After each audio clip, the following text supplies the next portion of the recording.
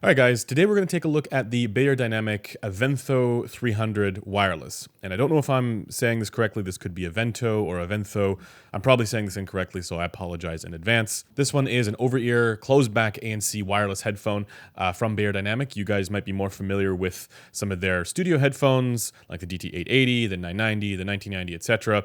This one is meant to serve a different function. So let's get into the video and find out if it's any good.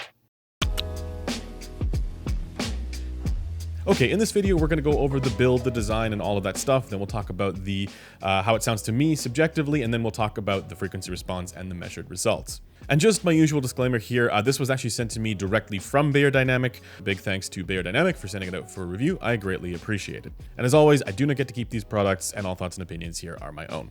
Okay, let's get started here with the build quality, the design, and the comfort. And right away, I just have to say that this is one of my favorite looking headphones that I've come across, period. I mean, this is the correct color, objectively. Okay, that's a joke, but like, I love the way that this looks. It looks sleek, classy, and professional.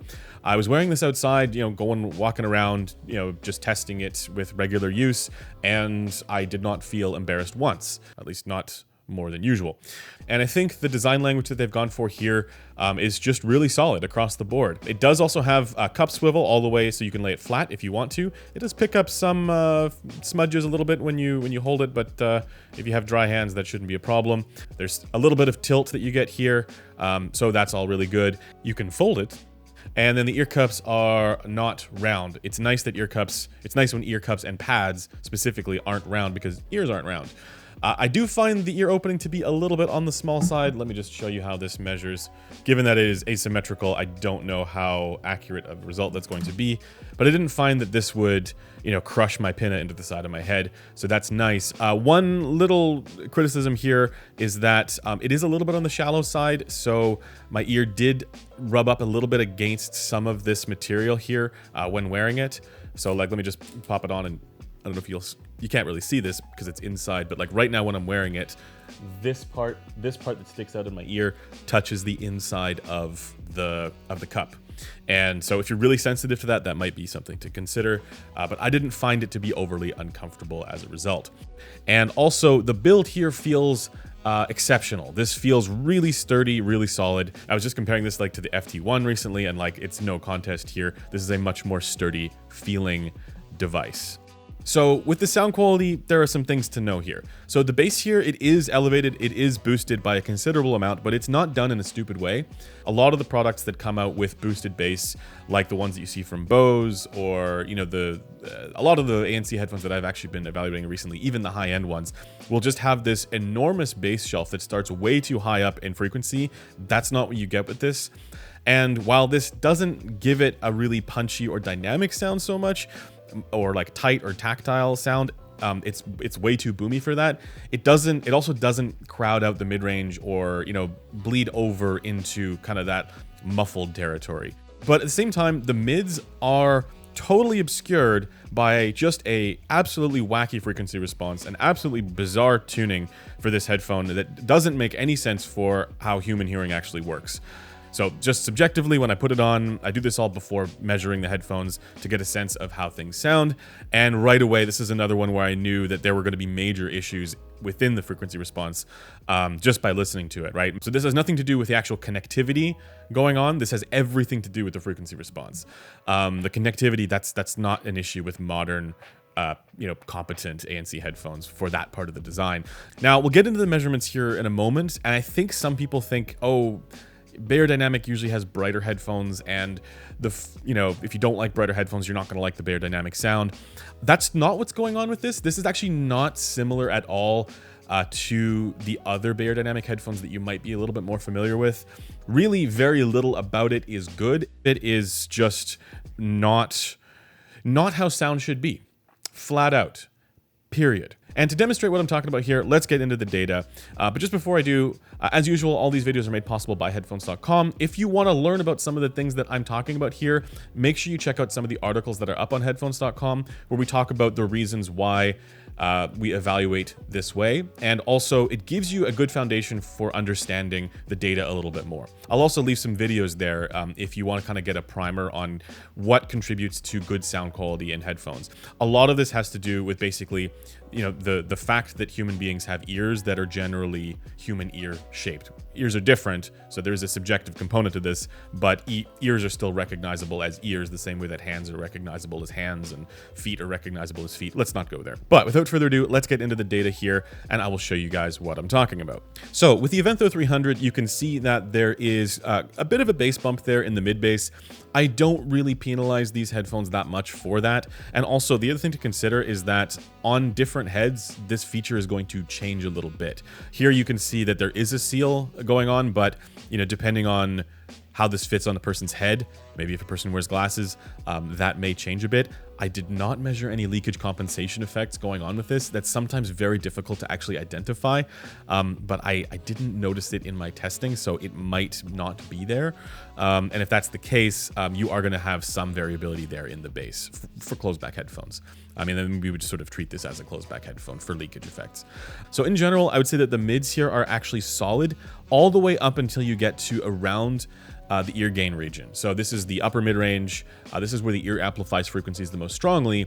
And there are actually certain standards here for where the ear gain should be for human beings. And it is not where the rise here is on this headphone. And this is, it's basically the opposite of what you would want for ear gain. And this is what causes it to sound incredibly disjointed, completely incoherent, and just compressed across the board.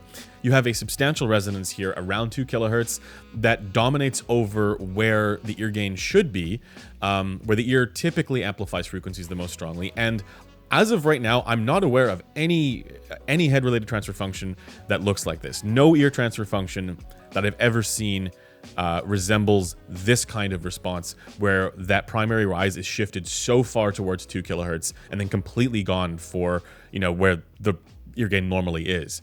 So this presents as a glare or kind of like a honkiness to the sound that also dominates over the rest of the response quite strongly, making the rest of it sound compressed. Now, the treble peaks here, again, I'm not as overly concerned about those as I am about just the general shape of the response here, because really it's the wideband stuff that is the most perceptually relevant, and that's where the biggest problem is with this headphone, and as a result completely lacks any sense of clarity, and this is precisely what you don't want. Now, interestingly, this is also where the other Beyerdynamic headphones, the ones that kind of get criticized a lot for their zingy upper treble or zingy mid treble, however you want to define it, they do a much better job. That's one of the areas that Beyerdynamic has traditionally gotten quite right. So yes, the upper treble or mid treble zing is still there, but it's that lower region which is critical to the overall presentation of, you know, instrument timbre and, you know, making things sound normal and natural, that is completely wrong with this headphone. And I'm going to suggest that, you know, for anybody who has an opportunity to listen to this headphone, or maybe you know, you're trying it and comparing it to other things, and I would say this to the folks over at Beyerdynamic as well. Compare this to other headphones that have this ear gain, even your own headphones, right? Compare this to a DT880, for example, and you will know immediately that the ear gain shape is quite wrong here. Compare this to other ANC headphones. Compare this to, you know, normal passive closed-back headphones that are sort of well received for this quality. There absolutely is a subjective element to sound quality, but it's not anything goes, and that's really what I want to highlight here. The fact that human beings have human ears makes it so that this kind of sound profile is not going to be well received by human beings. Now, let's go to some of the other stuff to do with this headphone, which is the ANC and also its connectivity with the app. So the ANC quality on this headphone is not class leading, but it's also effective. I didn't, you know, like I saw some other reports about this headphone where people were criticizing its ANC performance. I actually think that that might be due to some of the leakage effects that people might be getting. So like with a very good seal, the ANC performance here was adequate, I found. And I did also notice when testing the ANC here, I had to test this multiple times because the first time that I tested it, it wasn't showing sufficient ANC, like sufficient attenuation. So here I'm showing you the total attenuation, and so it is doing something here. And then here it is in comparison to a class leader like the Bose QC Ultra, and you can see with the Bose QC Ultra there's considerably more attenuation in those kind of lower frequencies where it would be most significant to have attenuation. But it's not to say that it doesn't do the job. It does do the job. It's just nothing especially great. But now we get to the connectivity and the app. You do have some EQ functionality. You can put in your custom modes here if you want to. This actually doesn't function the way that it looks. So for example, the filter that's right at around 4 kilohertz does not actually boost 4 kilohertz in my testing. It has an effect on the frequencies around it, which may sort of amount to the same thing, but it's kind of visually misleading when you are looking at this kind of visual indicator.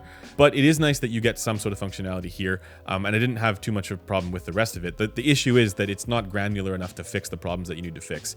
A lot of the time, manufacturers are not necessarily aware of what to do with this kind of stuff, but my advice is parametric EQ of some kind, or some kind of customizability where you can input the specific values that the user might want to adjust is always going to be better than a very limited set of filters. It's nice to have some filters there that you can adjust, but it needs to be a little bit more fleshed out in order to make up for some of the shortcomings that exist with the sound quality, with the default sound profile there that it has. I leave it off for my testing, of course, but I just added this here to see what these different filters would do, because I wanted to test them, right? I wanted to see what was actually going on with the filters, and it doesn't seem to quite function the way that it visually looks. You do also get different levels of ANC. This is interesting, actually. So ANC level 4 seems to be the most ANC, but then you also have ANC level 5, which is an adaptive mode, and then you also get transparency. And in my testing, I was actually curious about this. Like, does ANC level 5 give you more attenuation? And it doesn't. It actually gives you slightly less, it seems, than level 4. So there's that. But it's nice that you can kind of dial this in how you would want to, right? So for the most attenuation, I would leave it on 4 or 5. They're very close. And then you do also get the Dolby Atmos integration. And this, I think, is one of the key selling points for this headphone.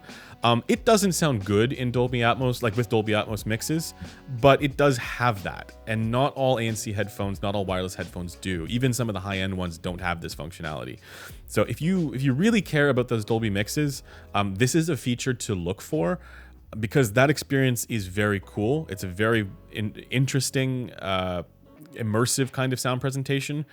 But overall, this does not make up for the shortcomings of the overall sound profile, the overall frequency response, and the tuning of this headphone. But that is one thing where I think a lot of folks looking for features, that may be one to consider generally, and it is nice that this headphone has it. So that is basically all that I have to say about this headphone.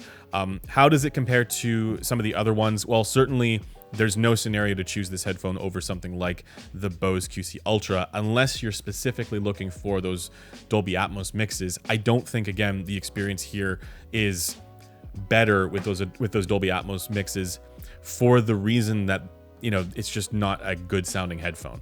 If it were a better sounding headphone, that would be a reason to choose this over the Bose QC Ultra. The same is true for a lot of the other headphones that are out there. Even the Sony ones are considerably better than this for their sound quality. And a lot of them also perform better for their ANC quality. If I'm to place this in my ranking, I recently did that tier list video on ANC headphones. If I'm to place this in my ranking, this goes straight to F tier or D tier, whatever the bottom tier was. I think it was D tier. This is right at the very bottom for sound quality for me, and I would put it behind a lot of the other products that I also didn't like very much, including products like the Sonos Ace. This one sounds worse than that, even though I think the mechanical design of this headphone is a little bit better. So that's basically the story with this headphone. But one thing I do want to sort of give a nod to here is that the platform itself doesn't seem unreasonable. And if they can make some improvements to the sound quality, remember, these are active products. They have the potential to do this. These are kind of like, we can't think of them as like static products. These are kind of like live products.